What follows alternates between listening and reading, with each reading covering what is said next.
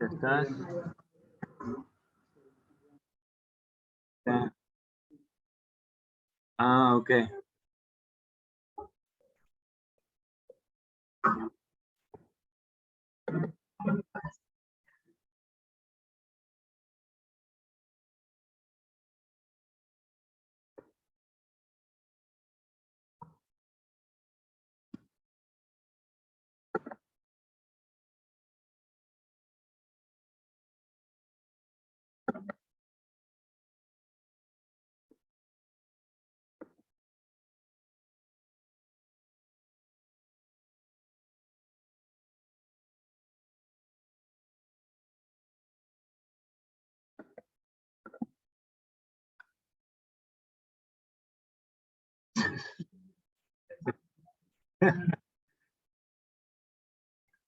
To protect us from crashes.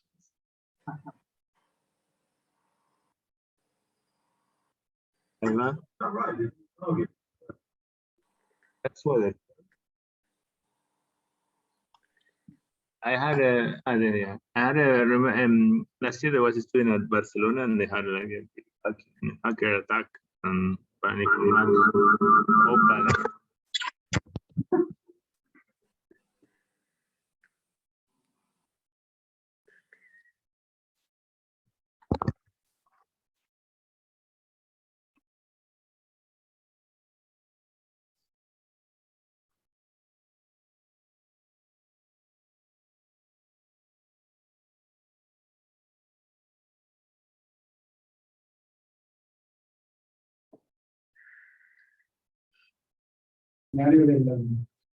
De CLACS para este semestre.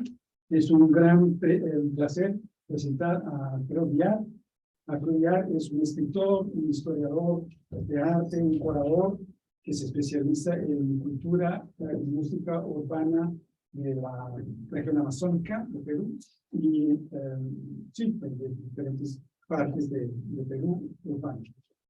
Ha publicado diferentes obras de ficción y poesías y una novela gráfica que se llama Rupain. Es bastante activo en toda la escena de artes, donde ha curado también arte amazónica y arte de chicha, o sea, toda la cultura de música y sí, una cultura de chicha se puede llamar, ¿no? Bueno, la cultura popular peruana, que ahora le llamamos chicha. Sí.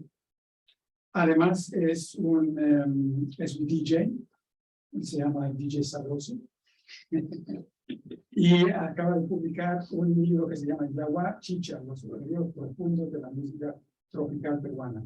En este momento está en una gira por toda Europa, bueno, últimamente era Francia y Alemania, Suiza, sí, con un colega, un artista gráfico que se llama Jefferson Muhammad.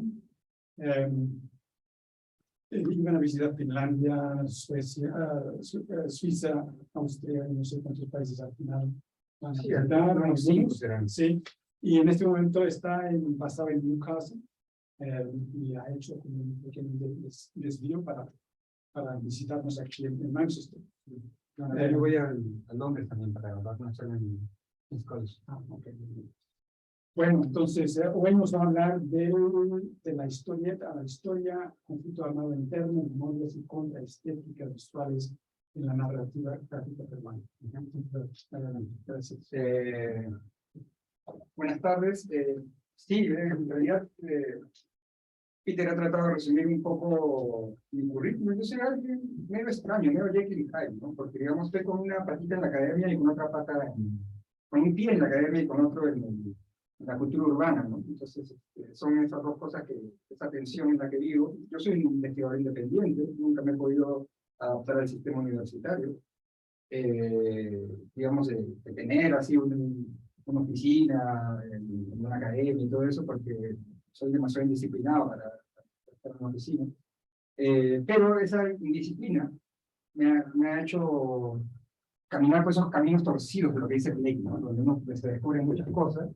Y entre esas muchas cosas que descubrí en mi vida, fue la historieta, ¿no? O sea, digamos, en los años 90 me ligué mucho con la escena de los historietistas underground. Y ahí conocí a dos personajes excepcionales, como son Jesús Cosío y Luis Rosell. Son dos artistas muy importantes de la historieta peruana, del underground peruano, del humor gráfico peruano. Y en el año 2000, bueno, sacábamos fanzines, revistas, ¿no? Colaboraba tanto en fanzines de música como en fanzines de cómics.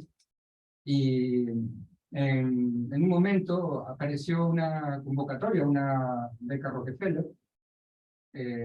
Y bueno, como yo era el único que tenía grado universitario, mis amigos, tanto Luis como Jesús, me dijeron para concursar a la beca Rockefeller, cuyo tema era la violencia, el sesgo cultural, ¿no? Leer el fenómeno de la guerra interna que sucedió en Perú, ¿no? Entre los años 80 y 2000, pero verlo desde el lado del sesgo cultural. Entonces, casi todo ese concurso que se organizó en Perú, bueno, digamos, era esa época lo administraba Sur, la Casa de Estudios Socialismo, fundada por Alberto Flores Galindo, un historiador bastante famoso en el Perú, que ahora creo que su libro se ha reeditado Cambridge, ¿no?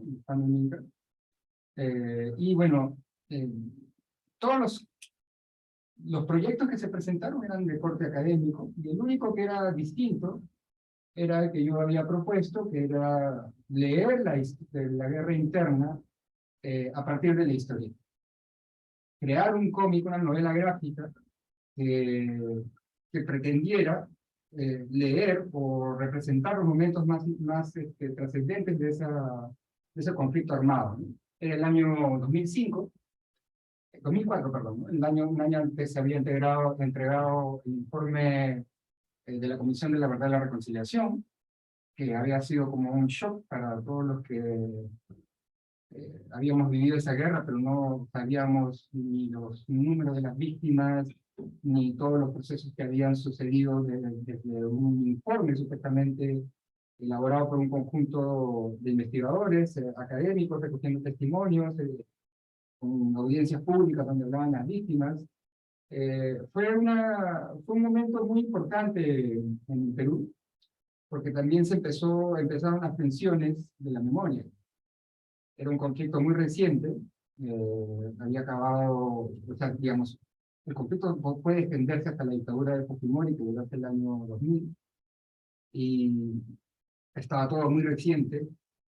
Los victimarios, o sea, digamos, la gente que había tenido gran parte de la responsabilidad en esa guerra, en esas violaciones de derechos humanos, todavía eran actores políticos. Fujimori se había fugado del Perú, estaba en Japón, pero él tenía juicios pendientes de derechos humanos, pero su partido y muchos colaboradores seguían activos.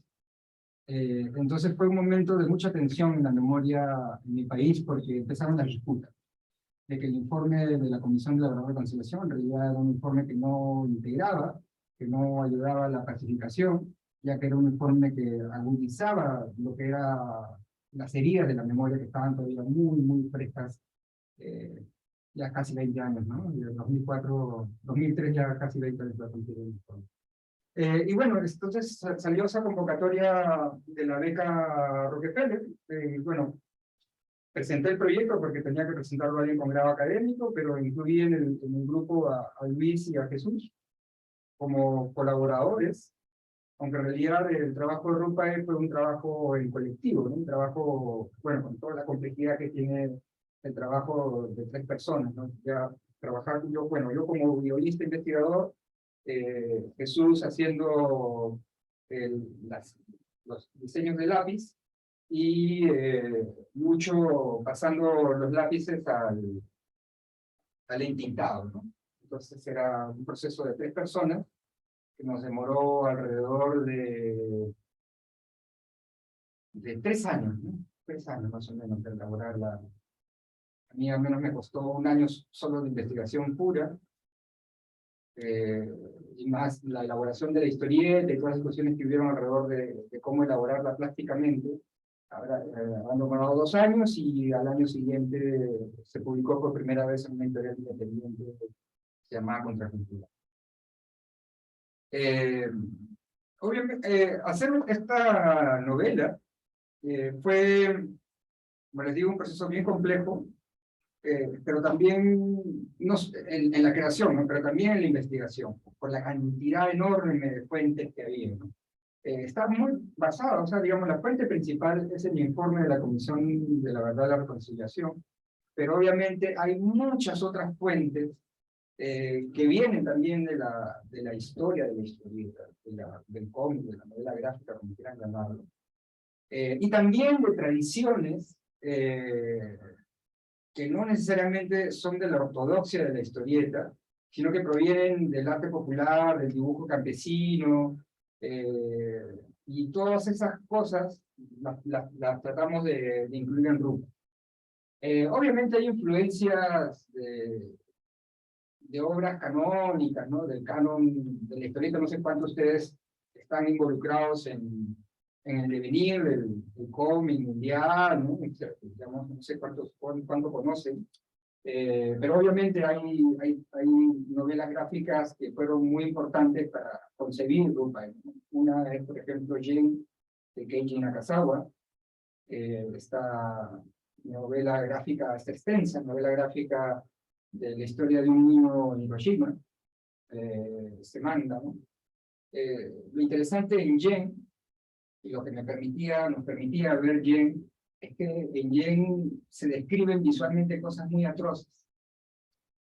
Se describen cosas muy atroces, y al ser una novela que se lee en las escuelas de Japón, nos sorprendía cómo esas cosas tan atroces no chocaban tanto. Hay algo en la historieta, hay una cierta distancia en el dibujo que permite que ciertos eventos no causen ese desgarro o ese quiebre emocional que podría, por ejemplo, causar la misma imagen reproducida en una película. Quizás la distancia de la representación del cómic, al ser en papel, en blanco y negro, te crea como una distancia de ficción que permite que no sea tan chocante como el cine o la fotografía, que sí tiene entre comillas, una mayor cercanía a la realidad. Entonces, Jem obviamente fue una gran influencia. Otra influencia obviamente es Maus, Spiegelman. Creo que ustedes la conocen, esta novela gráfica. Pero también teníamos fuentes que venían, como les digo, de la historieta popular, ¿no? De la historieta que hacían los campesinos, como esta historieta que ustedes están viendo acá, ¿no? Que, bueno, en los años 2000 también, bueno, en realidad en los años 80 había una asociación que se llama CER, Centro de Estudios Rurales, que hacía una serie de concursos de dibujo e historieta campesina. Y lo interesante de las historietas campesinas es que, digamos, demostraban o nos mostraban un mundo en el cual los animales hablaban, donde los mitos aparecían, los mitos andinos aparecían, y donde también se escribían cosas muy crudas y atroces, ya que a diferencia de lo que nosotros hemos hecho, que es un cómic documental, en el caso de la historieta campesina, era casi un cómic testimonio, o una historieta de testimonio. Entonces, la intensidad de la historieta campesina fue algo que tanto a mí, a Jesús, como a Lucho nos impresionó mucho. Digamos, que nosotros queríamos lograr un impacto emocional tan fuerte como el que podían lograr estas sencillas, aparentemente sencillas, historietas campesinas. Esta es una historieta que ganó uno de los concursos de SER, y es muy interesante porque en el mundo andino, en el campo, porque ustedes saben que el 70% de la gente que murió en la guerra interna eran de origen campesino que hablante.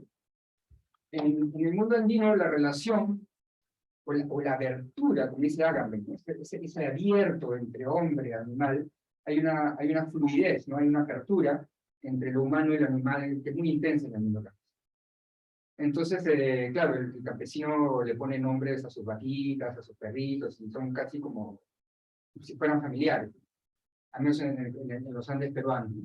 Y también muchos de los mitos y las narraciones campesinas giran alrededor de animales humanizados, ¿sí? Entonces nos pareció muy interesante este cómic en el cual, esta pequeña historieta, en el cual dos perritos, o dos perros hablan, pues, ¿no? Sobre lo que, desde su perspectiva, de lo que es, lo que fue el conflicto interno. Vamos a hacerlo crecer un poco.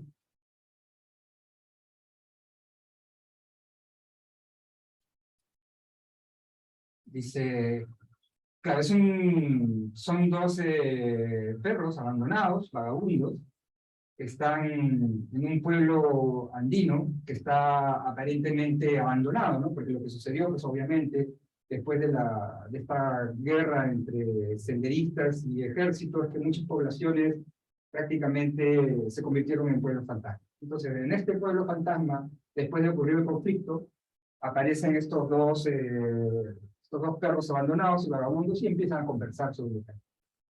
Entonces dice, ni una mosca hay aquí, nada, está abandonado, no hay nada, ¿no?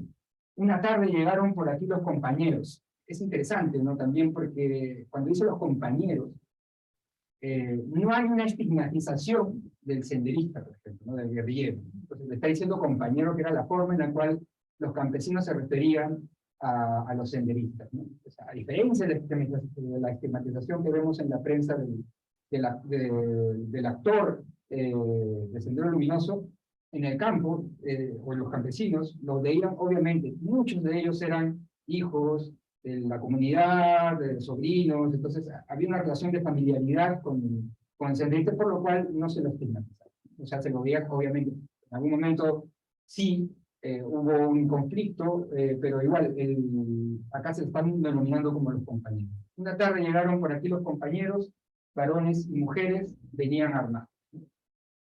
Por la noche mataron con hacha a Taita Saturnino. Acá mientras... Igual es interesante, ¿no? Como la sabiduría de este artista campesino, como para hacer una narración, los planos, ¿no? Cómo pasa de un plano a otro, ¿no? Acá el plano acá ellos caminando, y acá nuevamente nos presenta, claro, primero nos presenta unas casitas abandonadas en la primera viñeta, de ahí los perritos caminando por el campo, y de ahí nuevamente se encuentran con otra casa destruida, ¿no? Dice, y ya mencionan un hecho de violencia específica. Es como que nos va haciendo como un crescendo de información en imágenes. De ahí en un momento nos da el espacio sin casas derruidas como para hablar de los compañeros, y nuevamente vuelve la violencia. Y ya explícitamente ya hablan de un acto de violencia hecho por los senderistas. Dice, por la noche mataron con hacha a Taita Saturnino, quemaron todo, ahora está así. Es muy probable que esta casita de piedra haya sido una casa comunal, o un depósito quizás, ¿no? de granos o de víveres del pueblo. Dice, aquí yo vi, bueno, nuevamente cambian pasan a otro plano, frente a una roca, y dice, aquí yo vi a don Braulio con dedo cortado, rogando de rodillas antes de morir. Pobrecito. Dice, pasa nuevamente a otro plano. Este es uno de los planos que me parece más maravilloso. Pobres gentes, lloraban, rogaban por sus vidas y hijos. ¿Cómo es, no? Bueno, lo pone como en mayúscula, quiere resaltar, es una exclamación, ¿no? ¿Cómo es, no? Entre humanos no hay piedad. El animal humanizado, lo que hace en este momento es criticar, digamos, el estatuto de humanidad de los humanos. O sea, digamos, los animales no se van a matar por algo inútil o por ideología o por eso.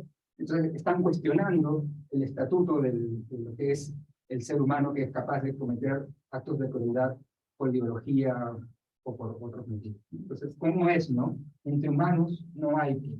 Como si hubiera una superioridad también en el ser animal, un estatuto superior en el ser animal, que no es capaz de asesinar por motivos ideológicos. Entre humanos no hay piedad. Y nuevamente pasan a otro plano, ahí hay los vemos de espaldas, ¿no? plano lateral, hay un plano en la parte de atrás de ellos, ¿no? En ese eucalipto, un comunero gritaba colgado por el viento. Ya. El primero nos narró un evento de violencia hecho por los senderistas, por los de Sendero Luminoso, por la guerrilla, y ahora nos está pasando a contar un evento realizado por el otro actor de conflicto, que eran los grupos armados. En ese eucalipto, un comunero gritaba colgado por el militar. Sí, sí, hasta botar sangre de la garganta. Nuevamente otro plano, ¿no? Es como bien dinámico, ¿no? Ahí pasa... Es como lo que se dice en cine, cambio de eje, ¿no? Acá hay hartos cambios de eje en esta historieta, aparentemente sencilla, hay mucho cambio de eje, y bueno, acá, ¿no? Nuevamente hay un cambio de eje, pero la parte que lo vemos así ya lateral izquierdo. En esta plaza, un pozo de sangre seca, un pozo de sangre secaba el sol, secaba en sol. Bueno, también hay ciertas cosas de la gramática que se pueden entender, la gramática quechua, ¿no? Mezclada con el español. No es, o sea, lo cual nos muestra la autenticidad del narrador, ¿no? No es un narrador que viene de la ciudad, es un narrador campesino, cuyo idioma, el castellano, está plagado de quechuismos y de sintaxis quechua. En esta plaza, un pozo de sangre secaba en sol, ¿no? Es decir, muchas veces en el quechua el artículo no se utiliza, entonces secaba en sol. Al cuerpo habían botado a la zanja los guerrilleros. ¿No? Los militares balearon llevando al huayco. Y tu dueño vive. Allá tiraron el cuerpo. Don Fortunato era bueno, no hizo nada. Con 2 tiros murió. Más antes sufría su alma hasta de día en ese huayco. Bueno, el huayco es el barranco, ¿no? O sea, muchas veces también, muchas veces los cuerpos se arrojaban a estos barrancos, ¿no? Y ahí ya se dejaban morir, digamos, o para que sean devorados por las aves y los animales de rapina, ¿no? Y sus hijos, ellos han llorado mucho. El más chiquito creía que su papá salió de viaje y miraba siempre hacia el camino. Bueno, igual, miren cambios de eje, ¿no? Hacia la izquierda, frontal, a la derecha. Guardiancha, mi hermano, también fue baleado cuando saltó para defender a Don Fortu. Los militares sacaron su corazón. Y nuevamente acá el otro perro cuestionando el estatuto de la supuesta humanidad de los humanos. ¿Y para qué? Ahora ando solitario, Sambo. Sambo es una forma coloquial de decir a alguien que es medio así mezclado, amestizado con afro. Y como es negrito, el perro le dice Sambo, ¿no? Ahora anda solitario, Sambo. Sí, me quedé abandonado. Ando como vagabundo de casa en casa.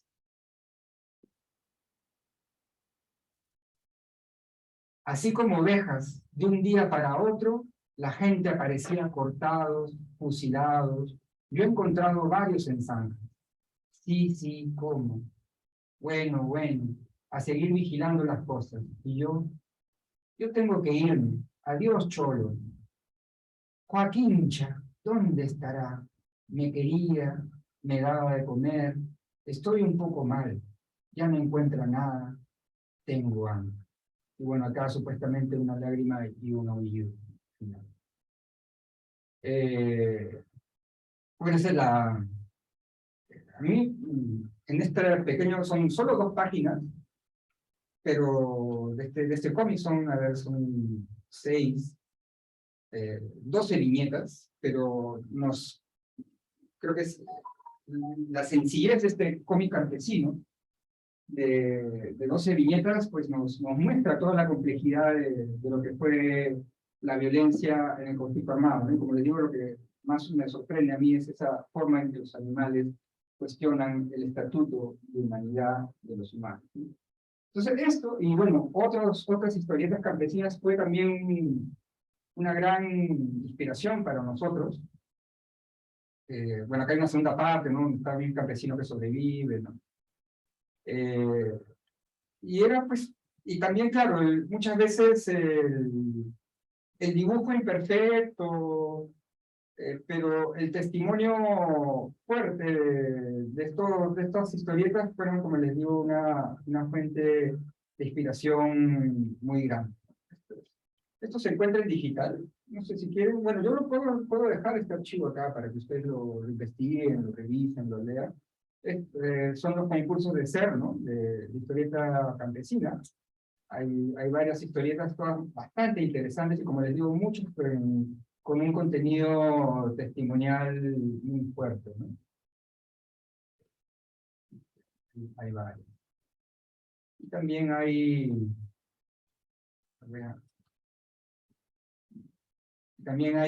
dibujo campesino.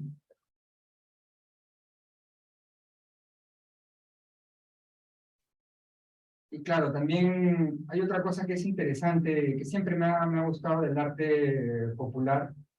Esta es la pieza que gana el primer puesto.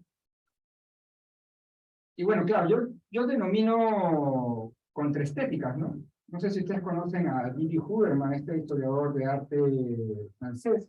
Didi Huberman, pues, habla pues, del estatuto del arte occidental, ¿no? Hay una estética, que es la que se propone, pero muchas veces lo que deberíamos es pensar en cuáles son las contraestéticas, ¿no? Para mí, la historieta, el dibujo campesino es una contraestética, porque obviamente es una experiencia artística, pero que no pasa por los cánones convencionales de lo que sería el arte occidental.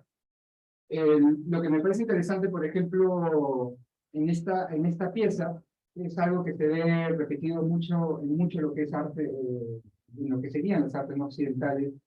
Ustedes saben pues, que en el Renacimiento lo que hace el arte occidental es pone de privilegio al individuo. O sea, la perspectiva significa que hay un ojo de un individuo que está mirando desde una posición en el espacio. En el arte previo al Renacimiento, en el cual no existía la perspectiva, lo que al artista le interesaba era mostrar todo lo que conocía en un solo plano pictórico, plástico o gráfico. Eso se puede ver en el arte egipcio, en el arte africano, ¿no? Cómo se aglomera la información en un solo plano. Entonces, por ejemplo, lo interesante de esta imagen es que con la forma de una cruz nos está planteando distintos momentos históricos del conflicto armado. Entonces, vemos arriba una matanza hecha por los militares, una hecha por los senderistas acá a la derecha, nuevamente los militares, y acá abajo están nuevamente sembrando el campo, y porque acá al final hay una reconciliación. Entonces hay como el tiempo del pasado, el tiempo actual y el tiempo del futuro, cuando es que todas las personas del pueblo que lo han abandonado van a regresar. Entonces lo que hace acá el artista es cruzar tiempos históricos y tratar de darnos mucha información en un solo plano, que es obviamente algo que no está dentro de esta idea del canon occidental de dar solo la información desde un punto de vista que sería lo que nos han heredado desde el Renacimiento con la perspectiva. Entonces, estas contraestéticas fueron bastante importantes para nosotros, para entender que obviamente habían otras formas plásticas o culturales de enfrentar el conflicto armado, y que tenían pues la visceralidad, la fuerza, ¿no? de ser testimoniales, ¿no? Algo que acá también hay otro que mezcla mucha información en un solo plano visual, ¿no? Eso es muy típico del arte popular peruano, bueno, que quizás de todas las artes populares, campesinas, ¿no?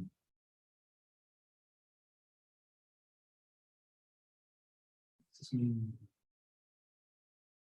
un poco de las pinturas, ¿no? De los dibujos del arte campesino, ¿no? También muchos eventos sucediendo, o sea, digamos, espacios temporales y físicos uniéndose en uno solo. Porque lo que le interesa al artista es dar toda la información que él conoce en un solo espacio. Bueno, obviamente, muchas de esto en Drupal, hay muchos momentos en los cuales hacemos citas. Hay varias cosas que citamos en Drupal, ¿no? Pero también hacemos, por ejemplo, esta imagen la utilizamos en un momento de la historieta también, que es la imagen de las torturas y violaciones en el estadio municipal de Huanta.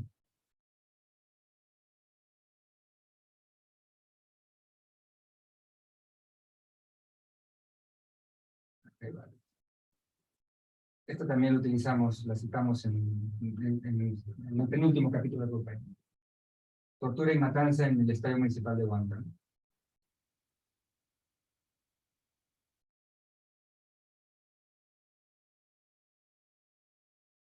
Alfredo, alguien pregunta Sí. Si después puedes poner los links a los algunos comments. Sí, casi todos están, los puede buscar en el archivo del Lumen, del lugar de la memoria.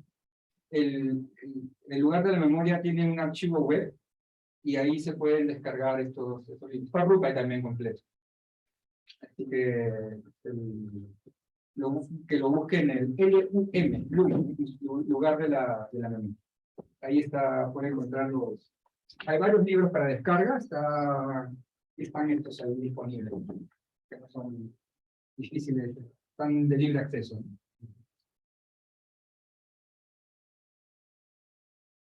Voy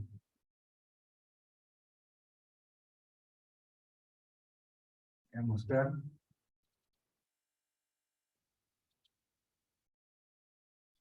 Otra manifestación de arte popular peruano que también fue muy influyente para nosotros.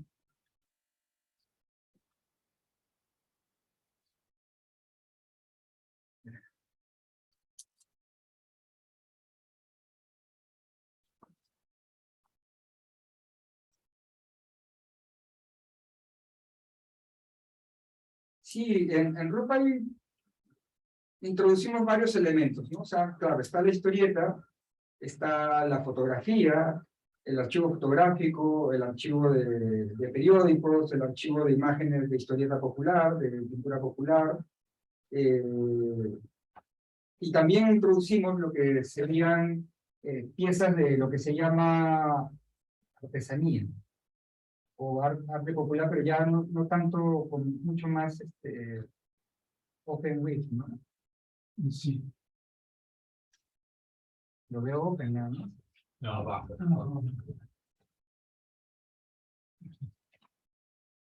Open width, ya lo veo.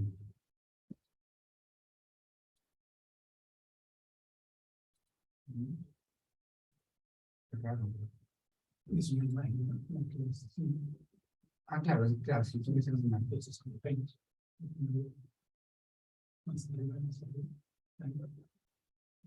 ¿Con paint o con fotos? Con paint para mucho.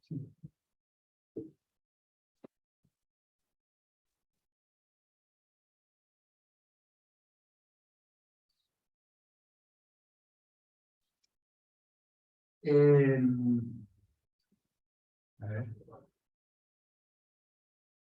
Hay una población en los Andes peruanos que se llama Sarw. Y los sarwinos desarrollaron un tipo de narrativa gráfica que se llama la tabla de Sarwa. La tabla de Sarwa originalmente es una viga de madera que se colocaba en los techos de las casas, y en las cuales había pequeñas narraciones, generalmente con la historia de la familia, ¿no? Realmente siempre la primera viñeta, porque es casi como un cómic, pero en forma vertical, distintos cuadros. La primera viñeta generalmente es el sol, o una virgen, o el patrón del pueblo, y de ahí nos va mostrando pues distintos momentos que pueden ser de la vida cotidiana, o la familia a la cual le pertenece la tabla. Vamos a ver qué hablan. Qué raro, ¿no?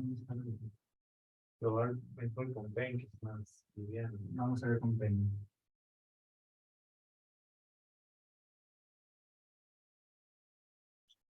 De ahí cuando los argüinos empezaron a venir a la ciudad de Lima, lo que hicieron fue una versión distinta de la tabla de Sarwa, que es esta.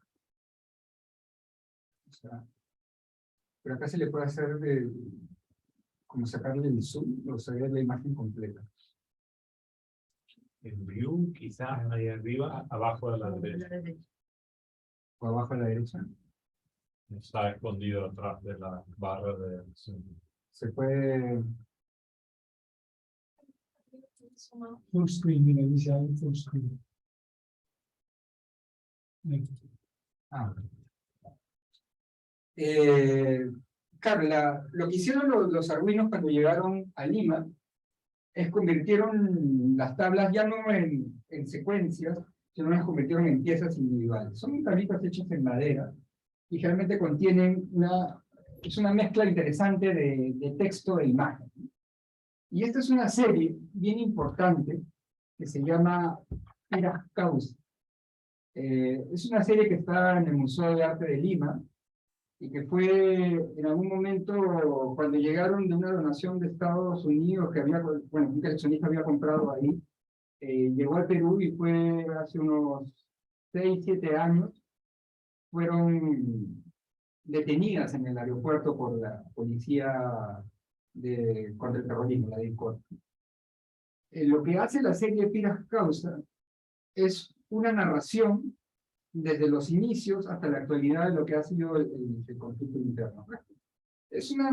Hay una secuencia, pero cada una de las piezas de Piras Causa nos muestra un momento distinto de la historia del conflicto interno. En esta primera serie, lo que vemos es la vida campesina y al lado lo que sería Abimael Guzmán, el fundador de Sendero Luminoso, dando clases en la Universidad de Huamanga, y de ahí los profesores, los influenciados por Abimael Guzmán, bueno, acá se ve como él, ¿no? Los campesinos, los estudiantes están así, alzando los brazos, están como entusiasmados por la promesa revolucionaria, ¿no? Esto debe ser, bueno, Abimael Guzmán, años 63, 64, 65, es un proceso muy largo de todo el proceso de Sendero Luminoso, que es un proceso que comienza en la Universidad de Huamanga.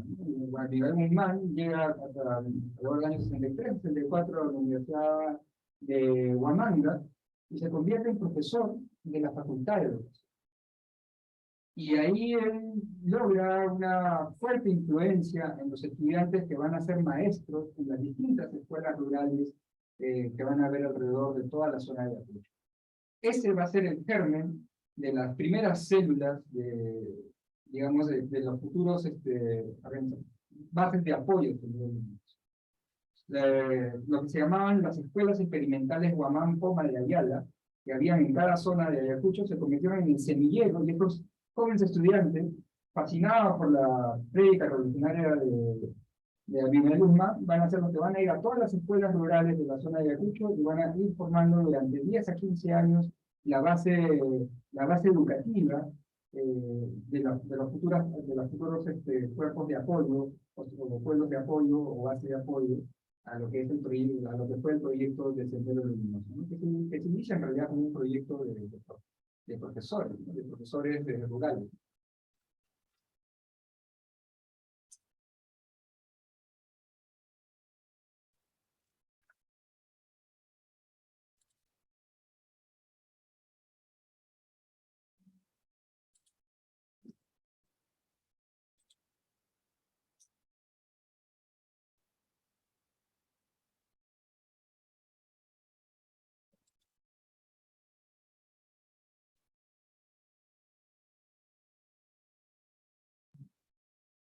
Bueno, ahí view, ¿no? Sí.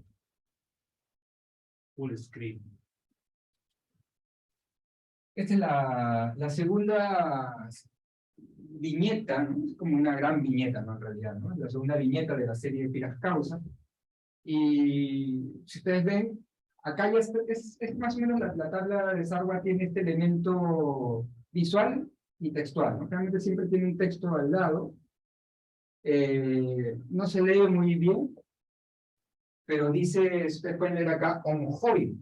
Onjoy es un término quechua que significa enfermedad. Los policías de la DIRCOTE, de la Dirección contra el Terrorismo, eran tan ignorantes que pensaron que la serie Piras Causa la acusaron de que era apología al terrorismo. Pero en realidad lo que está haciendo los artistas arguinos acá es una crítica muy dura del proceso de la llegada de los senderistas al pueblo, ¿no? Es tan dura que denominan a ese proceso como onjoy, enfermedad. Onjoy, a ver si lo puedo leer algo. Dice, portando metralletas, petardos explosivos, ¿no? Llegaron extraños a la comunidad, ¿no? Sacando de casa en casa a los comuneros, con amenazas, escucharon sus falsas promesas de justicia social, de mejora de las condiciones de vida, humildes, inocentes campesinos, escuchaban con ideología propia de tradición, no comprenden los discursos, prometen extraños, confundidos, piden protección a los apus dioses. O sea, lo que vemos es un texto muy crítico, pero lo interesante de los artistas arguinos es que la imagen tiene una ambigüedad, que es quizás lo que asustó a los policías de la DIRCOTE para intentar censurar estas piezas y que no llegaran al Museo de Arte. Claro, supuestamente es el momento en el cual llegan los senderistas a un pueblo, el Onjoy, y que están colgando una bandera de la armada, están lanzando las metralletas, están todos, pues, hay una campesina acá, ¿no? No, eso Tú lo haces. Está entrando la campesina acá, ¿no? Acá vemos que un campesino está aplaudiendo. Entonces lo que vemos es en realidad acá hay otro que ni siquiera está, bueno, acá hay uno que está recibiendo un volante, acá hay otro que está recibiendo metralletas, ¿no?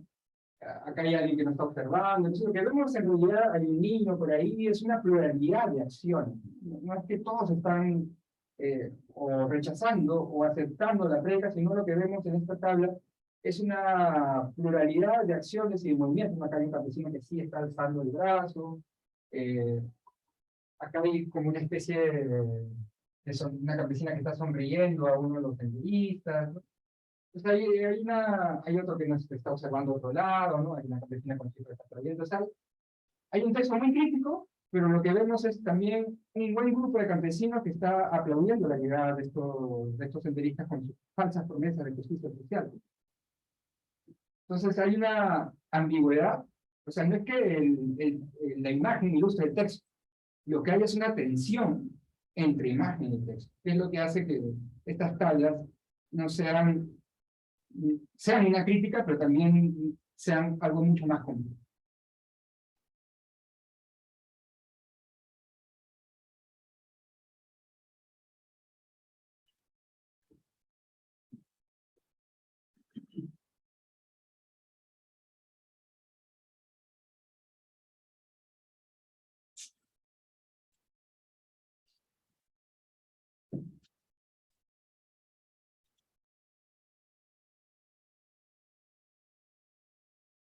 Saquean tiendas y casas. Extraños elementos de la comunidad entran con petardos y destrozan, es lo que puedo leer, no debo cantar definición, destrozan puertas, agregan a fuerza y golpes, se llevan las mejores prendas, artefactos y dineros. Los que se resistían son masacrados, agredidos sin compasión. Los hechos son imperdonables e increíbles. Los comuneros se huían de terror y miedo. Quedaron inválidos, ancianos, niños huérfanos. ¿Quién será culpable? Es interesante cómo... Esto es algo imposible lo que estamos viendo acá. Porque lo que estamos viendo son tanto militares como senderistas saqueados.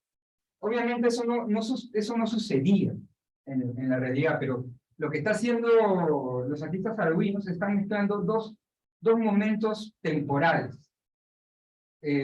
Porque tanto los senderistas como los militares hacían saqueos, ¿no? Y lo que está haciendo el artista argüino es mostrar eso que sucedía en momentos distintos en el mismo plano pictórico. O sea, claro, en un momento están acá, están poniendo una bandera del Viva la Lucha Armada, pero acá en el otro lado está entrando un militar para invadir la casa, porque hay un militar también saqueando, y acá hay un senderista saqueando. Entonces, esto es algo que no sucedía en el mismo momento. Es el momento distinto, pero el artista lo que ha hecho lo ha juntado en el mismo plano visual. Dos temporalidades chocando en el mismo plano visual.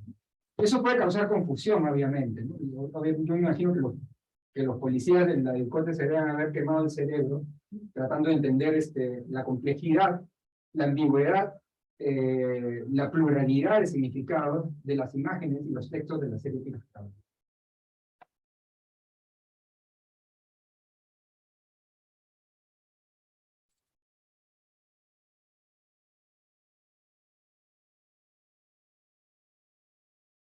Acá está otra imagen. Desfile obligada de comuneros. Los onjoy, así le dicen a los senderistas, ¿no? Los onjoy, los enfermedad, armados con metralletas, cuchillos, petardos, forman ronderillas alusivas a su partido, lograron que la comunidad desfile en la plaza principal. Los comuneros desfilan entre terror y alegría. Eso es bien interesante, ¿no? Al ser un actor, no está viendo una realidad blanco y negro, el artista Sarubí. Está diciendo que los campesinos desfilan con terror, pero también con alegría. O sea, hay sentimientos encontrados, ¿no? No es una realidad blanco y negro como la prensa nos quiere hacer creer, ¿no? Los senderistas eran malos, solo hacían actos terribles, ni tampoco otra idea idealizada que sí, que los senderistas fueron buenos y que tenían la justicia social. Lo que nos está mostrando las artistas sanguíneas es la ambigüedad de reacciones y de sentimientos que podía suceder en una comunidad. No está viendo las cosas individualmente, está tratando de entender cómo se cruzaban colectivamente los sentimientos de terror, pero también los sentimientos de alegría que podían sentir la comunidad, que son muchas individualidades, no son una sola forma de sentir o de ver el conflicto. La comunidad desfila entre terror y alegría al son de música y canto, portando sus cachiporras, sus guaracas, sogas, cegados, conducen a Sonjoy con murras, alegando que el comunero llegará al poder y gobernará el país sin desigualdad, donde no existe ricos ni pobres, sin explotación. Entonces lo que vemos, pues sí, ¿no? Acá un momento de baile, y bueno, todos los campesinos como desfilando, ¿no? El texto de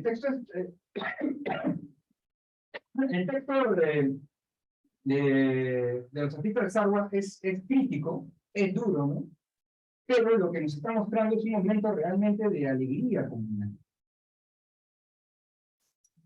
Ahí vemos danza, que están tocando sus tambores, sus timbias. Hay niños también desfilando. Acá hay tres campesinas como sorprendidas que están mirando, no participan tanto, pero están como mirando sorprendidas el desfile. A pesar que nos han dicho que han sido obligados, vemos que los campesinos están con instrumentos musicales, están haciendo rondas de baile, y al parecer están participando activamente de este desfile a favor de la revolución, la justicia social y de esta supuesta promesa de un pueblo o de un Perú que no iba a tener ni ricos ni pobres.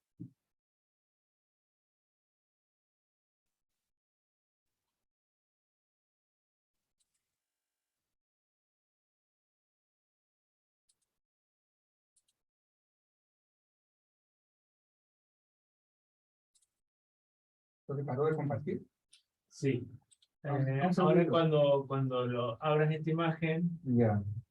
tenés que volver al zoom y poner share y seleccionar la imagen, así lo pueden ver también. Claro, Sería mejor compartir la pantalla. Acá, a share screen. sí. Es que depende de que abra. Claro, claro, claro. Pero si comparte la pantalla, pues ir de una aplicación a otra. Ya, sigue compartiendo. Sí, ¿cómo sería eso? Sí, Sí, claro, debería haber esa posibilidad. lo que hay en la pantalla. Pero sí, se detuvo de compartir. Quiero compartir esta. Claro, Pues sí, share screen, entonces, aquí arriba, a la izquierda.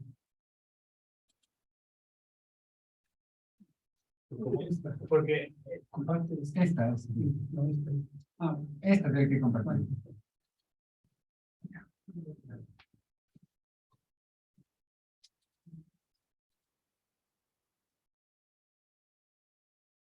Yachta Pushchai, Éxodo, ¿no? Aterrados por la permanente violencia de los intrusos terroristas cuando fueron exterminados sus autoridades y familiares, los sobrevivientes se van de su comunidad hacia las ciudades en busca de protección de la vida, dejando a sus pueblos, sus pertenencias. Solo quedarán niños huérfanos y ancianos que no tienen familia. Qué fatal destino para los que sí van, para los que se van, los que quedan llorando, maldiciendo su destino, pidiendo a los sapos suyos espíritus que no les pase nada. Entonces ya este es el momento. Hay como esta narración, ¿no? Empezamos con Sendero, con Abimael Guzmán en los años 60, dando las clases a los futuros profesores rurales, de ahí la llegada de los Onjoy, los saqueos, y ahora lo que estamos viendo, el desfile donde supuestamente había alegría, y ahora lo que estamos viendo ya, esto ya debe ser el año, hemos pasado el año 63, lo que debería ser el año 83, que es el momento en el cual ya el ejército ha entrado a las zonas de emergencia y ya están ocurriendo masacres, ya grandes masacres ya entre comunidades y entre las comunidades que ya dejan de apoyar al Sendero Luminoso y empiezan a apoyar a los militares, y también entre militares que castigan a las comunidades que siguen apoyando al Sendero Luminoso y los senderistas que castigan a las comunidades que ahora apoyan al ejército. Y entonces lo que sucede entre estos dos fuegos es que las comunidades empiezan el éxodo, ¿no? La huida de sus comunidades. Puede ser el año 83, 84. Ya casi ya lo que vemos es puro gesto de tristeza, ¿no?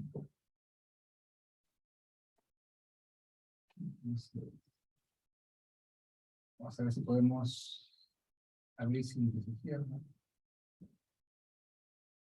lo más fácil es arrastrarlo al paint que ya está abierto, porque por ejemplo aquí no se ve. O sea, yo creo que ahorita no está compartiendo esta imagen. No. ¿Cómo dices, perdón? New Share, ahí donde estabas, exacto, ahí, New Share. Ah, claro, tienes razón. Ahí está perfecto. Ajá. Acá ya están. Acá ya pasamos al año 92. Es captura de Abimael Guzmán.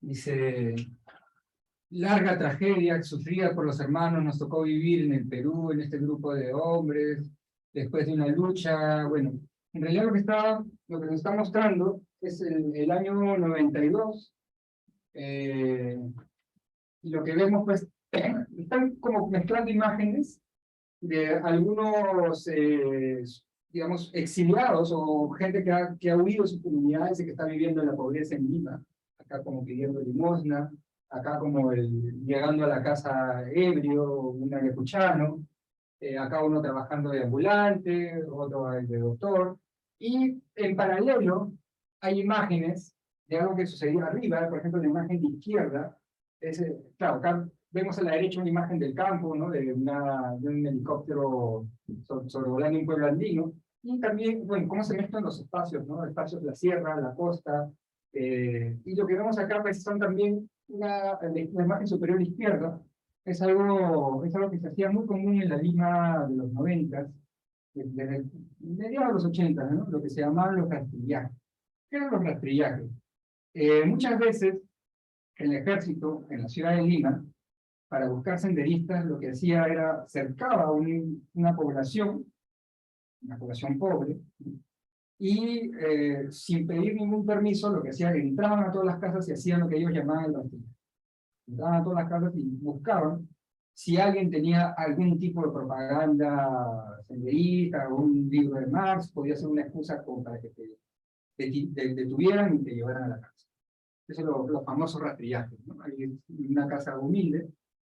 Bueno, y es que había ciertas zonas de Lima, ciertos barrios como Huaycán, zonas de San Juan de Uriancho, que sí eran zonas donde había muchos militantes del Sendero Luminoso. Entonces lo que hacía el ejército era rastrillaba todo el barrio para encontrar a los elementos senderistas. Pero obviamente no tener un libro más tampoco significaba que tú fueras senderista, pero si te encontrabas algo mínimamente ligado al marxismo, ya eras detenido. Y en paralelo nos está mostrando acá, por ejemplo, mostrando una foto, ¿no? Que era una identificación, ¿no? Lo que llamaban eran los toques de quedas en Lima. Y acá al final, bueno, acá llevando un grupo de militares, y acá lo que vemos es en medio de esta Lima llena de gente, bueno, acá alguien que quedó inválido por el conflicto interno. Lo que vemos es al final, en el lado derecho, como si fuera la culminación de todo esto, o el fin de todo esto, la captura de Abimael Guzmán por un grupo especial de policías y de...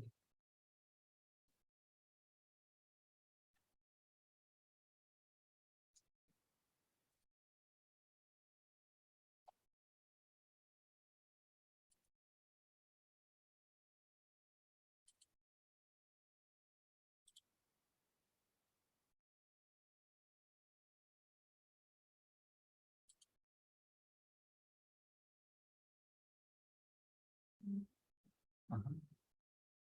Nuevamente, New Share, ¿no? Sí, sí.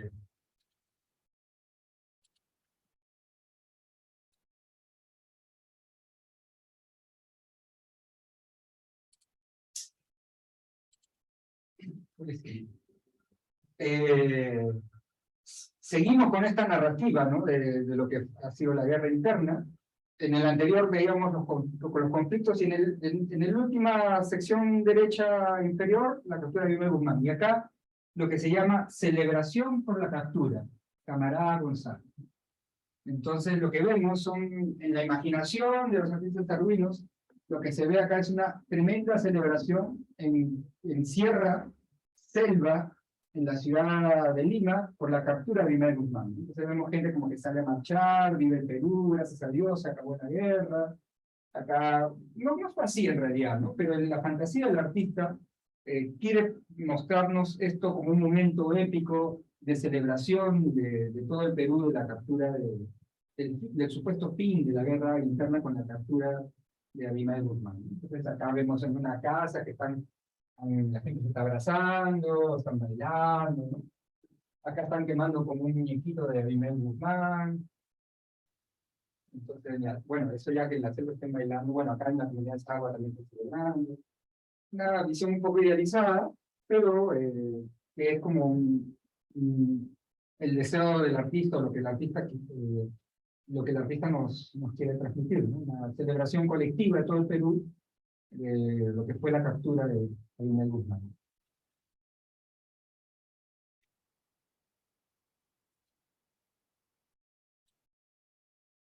Si lo arrastras a donde ya tienen la imagen, ahí por ahí te arrastran, hay que hacer todo. ¿Ah, sí? Sí, probar así. A ver. Ah, no. ¿Cómo? ¿Dónde está? Ahí. Sí, ahí está perfecto. Sí, sí.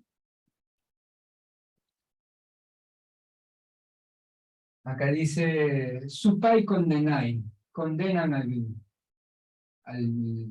demonio, ¿no? Supay es demonio, ¿no? Entonces acá lo que vemos, igual es interesante, ¿no? Es como, bueno, obviamente el artista Sarguino, esta serie es de la familia de Banán, ¿no? Realmente de ese Primitivo en ayuda con sus hijas, que ha hecho Primitivo Banán con ayuda de sus hijas, que ha hecho esta serie. Son artistas, obviamente, que no han pasado por una escuela de arte. Entonces, ustedes se dan cuenta en la forma en que dibujan los edificios, las perspectivas, ¿no? No son, entre comillas, perfectas. Pero nos está mostrando en esta viñeta, esta gran viñeta, la condena de Abimel Guzmán. Entonces vemos, pues, ¿no? Una serie de edificios de Lima, y bueno, acá está, pues, Abimel Guzmán, porque sí, no sé si ustedes vieron las noticias, ¿no? Cuando fue, pues, le pusieron su traje de rayas, ¿no? Para ridiculizarlo un poco. Y está el momento en el cual el tribunal lo está juzgando, pues, ¿no? A pena perpetua. Bueno, esto ya también es una exageración, ¿no? Que acá hay un tanque, ¿no? Pues,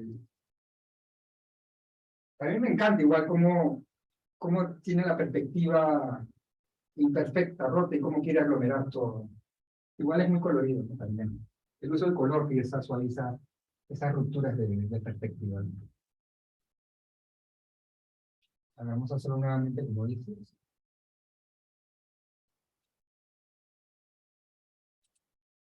Y bueno, la imagen final de la serie Piras Causa, también, ¿no? Retornantes, ¿no? Dice Tincoy. Tincoy es una palabra que significa encuentro, ¿no? El mes de octubre del año 96, después de una larga ausencia, los comuneros migrantes de diferentes lugares del país retornan a su comunidad, apoyados por el gobierno central, con la promesa de ayudar en salud, educación, agricultura, ganadería, construcción de carreteras, reconstrucción de sus casas, quienes habían sido aterrados por la permanente violencia, los intereses terroristas, los familiares y autoridades, reciben con alegría y ya. Entonces, es la imagen final con la que termina Piras Causa, que es el regreso, ¿no? Después de eso, el regreso de los arhuinos a su población, ¿no? Sí, bueno, en realidad hubo todo un programa de Fujimori de repoblamiento, ¿no? De apoyo para el regreso a las comunidades, ¿no?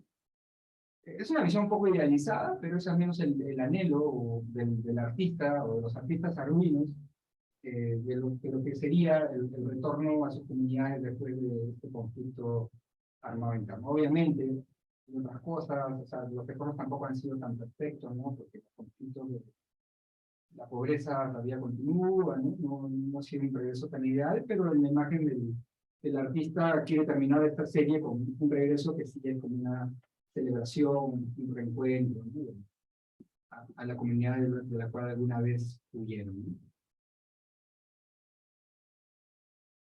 Entonces, bueno, esta es la narración de lo que se llaman las tablas de Sarlo, ¿no?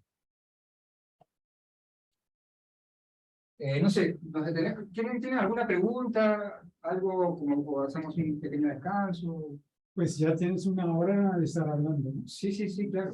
¿Quieres terminar o vas a seguir? No sé cuánto tiempo tenemos. Pues usualmente los seminarios son de una hora Ya. de presentación y luego preguntas. Sí, claro, pues no. Ok, listo. Pues sí, yo puedo empezar con una pregunta bastante general, que es, hay muchos ejemplos y instancias en América Latina y en todo el mundo de tratar de manejar estos conflictos, los traumas y todo eso, de desaparecidos, de violencia, de trauma familiar, comunitario, etcétera, a través del arte, ¿no? A través de las exposiciones, museos, en este caso de novelas gráficas y este tipo de pintura que nos has estado mostrando.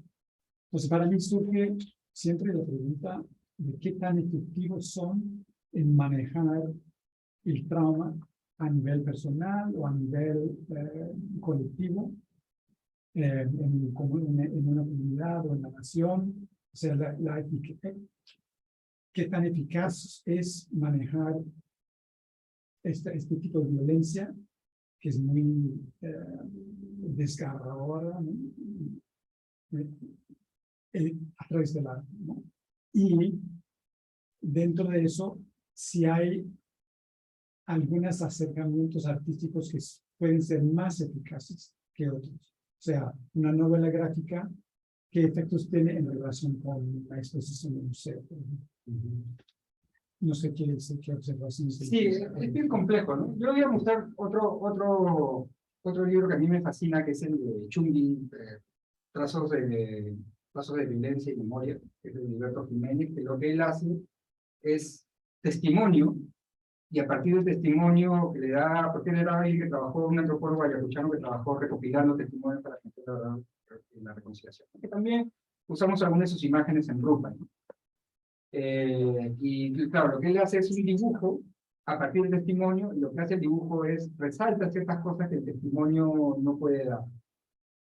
Pero sí, todo esto lo que vemos, yo creo que tiene un efecto terapéutico primero con la persona que lo realiza. O sea, yo creo que tanto la artista Arduino o los estos historietistas de alguna manera intentan, o sea, para ellos el arte es algo terapéutico. Por eso un poco ese final idealizado en la serie Pilas Causas, ¿no? Donde todo parece que se vuelve a una armonía perdida, ¿no? Donde hay una reconciliación, ¿no? Cosa que quizás no ha sucedido en la realidad, pero que en la fantasía del artista sirve como una terapia, sirve como una cura, ¿no? Para esta memoria, para este trauma. ¿Cuán efectivo es? Es complejo, ¿no? Porque obviamente una cosa son las terapias individuales, personales, y otras las terapias comunitarias, ¿no? O las curas colectivas, ¿no? Entonces, eso es ya un tema mucho más complejo, ¿no? Hay un proyecto muy bonito que hace Jesús Cosío de retratos, ¿no? Y eso lo hace en colectivo, ¿no? Y va a comunidades y con las mismas personas lo que él intenta es reconstruir retratos de personas desaparecidas. Y eso se lo entrega finalmente a la persona que le ha descrito el rostro de su familiar perdido, ¿no? Sí, son quizás acciones de salud, pero que igual, obviamente, si no tienen el correlato más grande, lo que es la reparación más grande, que es la reparación de justicia real, o la reparación civil del Estado, la deuda que tiene contra muchas de las comunidades afectadas, obviamente puede solucionar cosas a pequeña escala, pero todavía faltan solucionar las cosas a gran escala, ¿no? Pero sí, ¿no? Yo sí creo que tiene un efecto de pequeña escala. Igual, Rupert, yo creo que sí ha ayudado a muchas. Este es un libro que se vende mucho en colegios. Se utiliza mucho en las escuelas secundarias y Podríamos circular. sí, claro. Y creo que sirve a muchos para entender algo tan complejo como es el conflicto armado, ¿no? Y tratar de ver que es algo no de buenos y malos, sino un proceso bien complejo, donde hubieron víctimas, victimarios, pero también donde nadie es totalmente inocente y nadie tampoco es totalmente culpable. O sea, lo que sí hagan bien esas zonas grises que hay en todo conflicto armado, ¿no? Pero sí, yo creo que es un libro que ha ayudado a muchos profesores a poder explicar a sus alumnos un tema tan complejo. Pero bueno. Es un libro que se circuló internacionalmente, ¿no? Hay traducciones, Sí, claro. Hay una edición española. Sí, hay en francés, en portugués, en alemán. Estamos esperando que salga un chico que se ha comprometido a hacer, bueno, el próximo año debería salir la traducción en inglés. Pero sí, claro, es importante eso, ¿no? Claro, es un cómic como... Hay muchas historietas latinoamericanas que son traducidas directamente. ¿Así? Al inglés. Sí. Claro, y siendo una historieta tan dura de leer, ¿no? A mí a veces me sorprende que haya público que la consuma fuera de Perú, ¿no? Pero lo que me parece interesante es que justamente uno de los grandes, los productos culturales latinoamericanos que más que no los que más se exportan, pero uno de los que más se exportan es precisamente lo que tiene que ver con el conflicto interno, dictadura, la circulación de esos productos comparados con otros. No sé si ahí tiene que ver con una especie de fascinación un poco mórbida Sí, yo creo también. del norte global con los periodos de violencia política en América Latina, pero Sí, eso también... ¿no? Qué bien vivir en el norte global donde no pasan esas cosas terribles. Un poco eso. Sí, Bueno, claro. de hecho tuvieron lo suyo también, ¿no? Sí, claro. Dos guerras mundiales. Y... Bueno, ahora la guerra de Ucrania, se cortarán el gas a Europa. Quería hacer una pregunta, Sí. o sea, hay una decisión de hacerlo, claro, de verlo todo en blanco y negro, pero el rojo es el único color. Está la claro, bandera claro, peruana, claro, claro. la bandera comunista y la sangre, ¿no? Acá está, pues, la bandera del Perú es blanca y roja. Sí, sí. Entonces, claro, en realidad eso lo tomamos prestado de una historieta de Alberto Breccia. No sé si has leído esta pequeña historieta que se llama La gallina ciega. En esa historieta lo que hace Breccia es todo en blanco y negro, y hay un momento en que introduce el elemento del color sangre. Entonces yo vi eso y le dije, ¿por qué no hacemos un blanco y negro? Claro, y le agrego elementos no solo para la sangre, sino tanto para la bandera del Perú, que es roja y blanca, como para la bandera senderista, que es roja, ¿no? Entonces representa, digamos, la sangre, pero también la ideología, ¿no? Entonces hay un significado que se vuelve interesante, ¿no? Ese uso de color solo para las banderas y para la sangre. Yo tengo una pregunta más sobre las historietas del ser, porque como mostraste, evidentemente había cierto conocimiento sobre la historieta, Sí, ¿no? claro. La forma. Entonces mi pregunta es, ¿cómo sabían eso? ¿Cómo sabían esa forma de narrar? ¿Es que había clases o estaban leyendo obras? ¿Hay evidencia de qué tipo de historieta estaban leyendo? Esa es una pregunta. Y la otra es sobre el libro de Barbarie de Jesús. O sea, mi pregunta es más una cuestión histórica. ¿Por qué no hicieron los tres esa versión? ¿Por qué hizo ese libro solo? Ya. Te voy a contestar la primera pregunta. Yo me acuerdo cuando yo era niño, en los 80s, y también mucho más niño, yo soy del 71, ¿no? Entonces, yo me acuerdo que desde muy pequeño, la historieta en Perú era algo muy masivo. O sea, llegaban las ediciones colombianas, mexicanas, o sea, lo que le decíamos chistes, ¿no? Yo me acuerdo que de niño, entre niños, íbamos a las casas para ver las colecciones de historietas de los otros niños. O sea, realmente había un baúl lleno de historietas y era algo muy popular entre los 70 y los 80, la historieta, ¿no? Y obviamente, yo encontraba en sitios muy pobres, ¿sabes? Gente que leía mucha historieta y obviamente eso ha llegado al campo, ¿no? O sea, digamos, en un país con un nivel de alfabetización tan pobre, quizás el único medio de lectura accesible para una mayoría de personas ha sido la historieta. Y obviamente hay ese conocimiento, porque obviamente el que hizo esa historieta campesina es alguien que ha leído historieta, ¿no? Porque sabe cómo cambiar ejes, y sabe cómo pasar planos, es alguien que ha leído, ¿no? Se nota que hay un conocimiento. Porque la historieta ha sido muy popular, ¿no?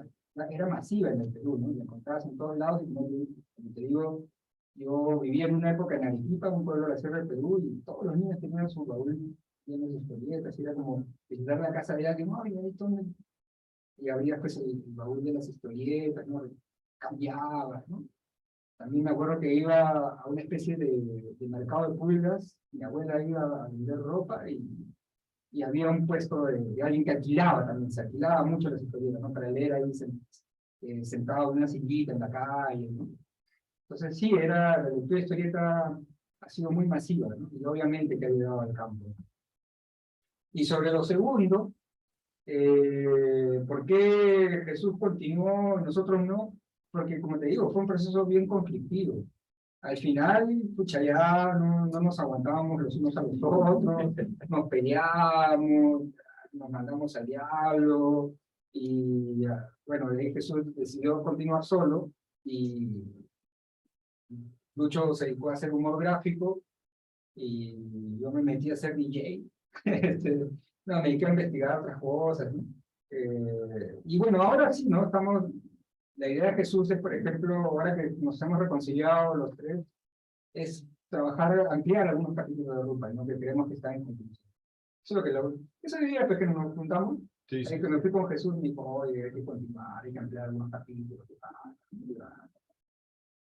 Pero sí, no, claro, es difícil el proceso de tres. Yo creo que un guionista y un dibujante se van a tener disputas, pero un guionista y 2 dibujantes va a ser mucho más complejo. Sí. Pensando en la pregunta de ti, ¿sería posible, si es que vuelven a escribir algo juntos, no escribir sobre la violencia? Porque hay, como de lo que estaba mirando, escenas muy fuertes, Sí, de claro. cuerpos y demás. Porque muchas veces cuando trabajas temas de trauma, a veces focalizar en el tema de cómo fue el conflicto, lo que hace, no sé si es revictimizar. Y a veces también la gente que sufrió una cuestión de trauma, la posibilidad es también hablar de qué hicieron después de eso, cómo reconstruyeron su vida. Y a veces en situaciones como de este estilo, funciona muy bien cuando no solamente quieres saber lo que pasó, sino cómo la gente en un futuro o piensa una posibilidad o simplemente cuenta la historia de lo que digamos, de cómo reconstruyó ese tejido social. Claro. Y a veces eso genera muchas más posibilidades de sanación, si quieres, en términos de trauma, que contar simplemente que habían muertos y heridos. O sea, yo he visto procesos en los cuales justamente es esa misma posibilidad de no presentar la violencia, sino más bien de qué la gente hizo después de esto, que puede producir incluso una relación con el pasado mucho más balanceada, si quieres, o mucho más... y de esto lo he pensado mucho, porque justo veo estas escenas y digo, bueno, o sea, ¿qué es lo que queremos consumir a la larga? Sí, pero no sé, No sé, claro. tal vez pienso en el futuro de este tipo de trabajos, ¿me entiendes? En la posibilidad de pensarlos desde otro lugar. Incluso también creo que a veces se deja de lado el tema más también de organización política. O sea, creo que hay un momento en que de eso tampoco se habla, ¿no? Porque también hay procesos de organización política que quizás no funcionaron, que se perdieron, y etcétera, etcétera. Y es como en ese lugar donde puedes ver. ¿No? Sí, yo creo que ese es un camino. O sea, el tema en el Perú, ¿tú de dónde eres? De Ecuador. De Ecuador. Ustedes no han tenido pues, una guerra interna. El tema en el Perú es que hay un negacionismo muy fuerte. O sea, la derecha hace constantemente o quiere instalar en la memoria colectiva la idea de que el conflicto solo hubieron unos culpables que fueron los senderistas y el ejército hizo todo bien y que gracias a ellos estamos viviendo. Esa es una narrativa que todos los días nos la quieren imponer. O sea, la lucha por por desgracia, todavía tenemos que seguir hablando de este tema, porque todos los días desde el poder se quiere ignorar la memoria, ¿no? O sea, ese es el problema. Si fuera un país sin traumas, donde ya esto se hubiera reconocido, como en Argentina o como en Chile, donde hay constantemente ya hay un reconocimiento desde el Estado, o digamos de lo que sucedió, pero en el Perú eso no se ha hecho, ¿no? O sea, todavía siguen habiendo, mira, como 40.000 desaparecidos. O sea, yo hablo de una palabra en la introducción de este libro de la forclusión. En el psicoanálisis, la forclusión es cuando tú expulsas un significante, es un mecanismo psicótico. Es un mecanismo psicótico donde tú expulsas un significante de tu mente. Un recuerdo, un trauma, ¿no? Ya lo expulsas, hay que votar esto. Y eso es lo que hace la derecha constantemente. Para ellos, esto hay que olvidarlo. No hay que leerlo en el colegio, no hay que tocarlo en el colegio. O sea, no hay que hablar de este tema. Y yo sí creo que es súper necesario que se siga hablando del tema, porque la memoria es muy frágil. O sea, la historia, no sé, bueno, Walter Benjamin decía pues, que no va a haber redención de la historia si es que se olvida algún momento, ya sea bueno o malo. Todos los momentos de la historia ningún momento de la historia se debe perder para lograr la redención de una sociedad. Y yo creo que esto, o sea, si no recordamos lo que sucedió, va a ser una desgracia. Ahora, la segunda persona que quedó en la alcaldía o sea, ahora hubo elecciones, ¿no? La segunda, el candidato que casi gana es alguien que tiene un juicio pendiente por el asesinato de un periodista en la guerra interna. ¿Tú crees que se discutió eso en los medios? Que alguien le decía algo de que usted mató a alguien. Es alguien que también violó mujeres en el proceso armado. Eso es algo que tampoco no se habla. Hay un documental bien interesante, ¿no? Que se llama Carne de Soldado, que es sobre las mujeres que han sido violadas en el proceso de la violencia interna, ¿no? Centenares, miles de mujeres que fueron violadas y que tuvieron hijos. Sí, o sea, Entonces, sí, estoy de acuerdo con eso. está pendiente. Obviamente, Hay un hueco ahí. no, es un hueco grande. O sea, que alguien pueda llegar a la alcaldía, alguien que ha asesinado periodistas, alguien que ha violado mujeres, y que nadie en la prensa le diga eso, es porque o sea, claro, que esto se lea en algunos colegios es importante, pero yo creo que esto debería ser masivo, debería estar en los programas escolares. O sea, la memoria no se ha instituido. A cada rato quieren cerrar el lugar de la memoria en el Perú. Eso que es súper balanceado, ¿no? Pero dicen, no, ese lugar no existir. O sea, si llega un presidente de ultraderecha, si Keiko Fujimori hubiera llegado al poder, se cerraba el lugar de la memoria. Entonces, hay unos conflictos muy fuertes en el Perú y obviamente no se quiere recordar. O sea, un buen grupo no se quiere recordar. Y hay, por ejemplo, el presidente del Congreso. El presidente del Congreso es el José Williams. El José Williams fue el jefe del comando militar que en el año 84, no, año 85, perdón, fue el que dirigió la matanza de Cayala y Ajomar. O sea, él mandó comandos militares para que mataran a 46 campesinos. Y esa persona es ahorita el presidente del Congreso. Si hubiera memoria, no sucedería eso. O sea, hay un gran vacío en la memoria en el Perú.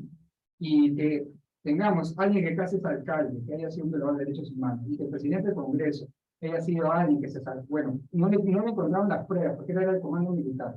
Pero obviamente él dirigió, mandó las patrullas para que hicieran las matanzas de Comarca, donde murieron alrededor de 46 campesinos.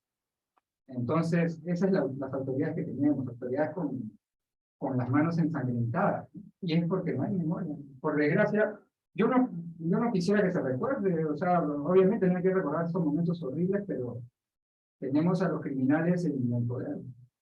Y es porque no hay memoria.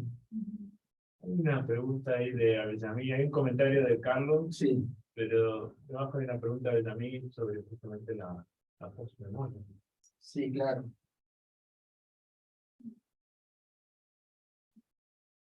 De las generaciones más jóvenes, ¿cuál es la respuesta? Mira, claro, este es un trabajo que se hizo el año 2008. Se publicó el año 2008 por primera vez. Y de ahí Jesús ha hecho otros trabajos. Como digo, él tiene este proceso de los retratos, ¿no? Que hace de los desaparecidos, ¿no? Que trabaja con los familiares, ¿no? Había mucha producción sobre la memoria, no solo de recordar los hechos, ¿no? Sino también de ver las posibles reconciliaciones. Los jóvenes, me acuerdo que hace poco salió una historieta de unos chicos, y también se han seguido produciendo cosas, alrededor del tema de la memoria, ¿no? Porque acá nosotros contamos 8 historias, pero no fueron 8 historias, pues, fueron centenares de historias. Y yo creo que todas esas historias deberían estar, o sea, se deberían narrar, ¿no? Y esas centenares de historias implican a miles de personas, ¿no? Si son, mira, 80.000 muertos en el conflicto, cada uno tiene una historia, ¿no? O sea, claro, están en el informe de la comisión, están en un testimonio grabado, ¿no? Pero igual eso no circula, ¿no? Y eso es la razón por la cual tenemos un presidente del Congreso que es alguien que fue jefe militar de la zona, y tenemos alguien que violó mujeres y que mató a periodistas que casi es alcalde. Entonces hay una forclusión muy fuerte en el Perú de la clase dominante de todos estos temas. Y aunque sean temas difíciles de tocar, ¿no? Complejos, dolorosos, hay que continuar. O sea, yo creo que sí hay que continuar. Hay un comentario de Max Cabello, otro relacionado con lo que estaban hablando. Sobre el posconflicto. Esto es lo de Max. Sobre los conflictos, no sé cómo se está elaborando eso, ¿no? Sobre qué sucede ahora en esas comunidades. Yo creo que hay más, hay más material en lo que es video y literatura sobre esos temas, ¿no? Películas. Yo ya no estoy metido tanto en el tema de la memoria. Jesús quizás sería la persona más adecuada para hablar de toda la producción que ha habido, pero sí, después de 2004 hubo un montón de producción visual, musical, literaria sobre el tema, ¿no? Se sigue escribiendo novelas, se siguen haciendo películas, se siguen grabando canciones alusivas a la memoria, ¿no? Y bueno, todavía, como les digo, hay 40.000 desaparecidos que no se sabe qué son, todavía quedan todo lo que son las reparaciones civiles a las comunidades que están esperando, el registro de víctimas todavía no acaba, o sea, es un proceso. Se ha avanzado muy poco, precisamente por los gobiernos de derecha que no han querido avanzar con el tema de la memoria, han querido cerrar, no, esto ya, no hay que recordar el pasado, no, esto hay que cerrarlo, hay que pasar a otra cosa, pero sigue, ¿no? Los resultados del conflicto siguen siendo presentes, ¿no? Sigue estando presente, ¿no? Una pregunta. Ahorita acabo de decir que ha habido desde el 2004 un boom de producción de memoria en Sí, arte, claro. pero a la misma vez reconociendo, y un poco porque es el contexto en el que yo vengo, reconociendo que eso no ha impedido, por ejemplo, que casi tuvieran un alcalde Sí.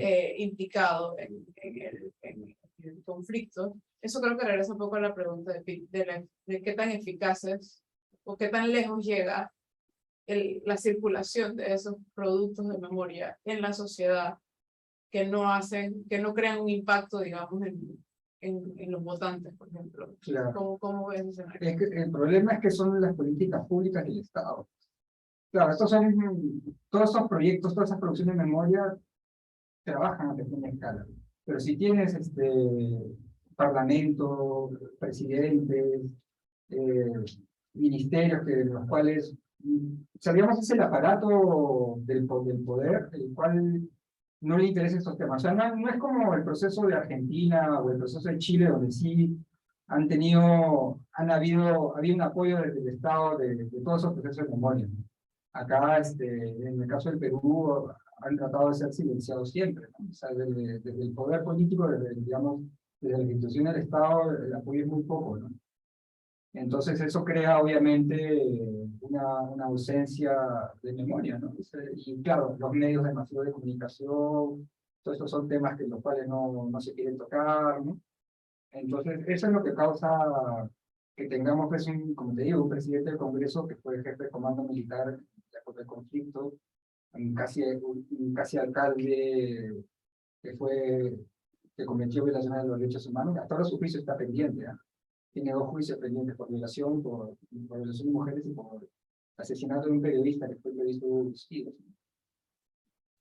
Incluso eso pasó en Argentina y en Chile. Chelsea murió siendo senador, Bussi, que era un represor, fue electo gobernador de la provincia que manejaba durante la dictadura. Sí, pero igual, hubo un proceso mucho más intenso en la Argentina, al menos desde la época del kirchnerismo, de insistir en la memoria, ¿no? Pero sí es complicado, son procesos complicados cuando han tenido conflictos armados tan crecientes y donde todavía hay víctimas. O sea, digamos, los desaparecidos, ¿no?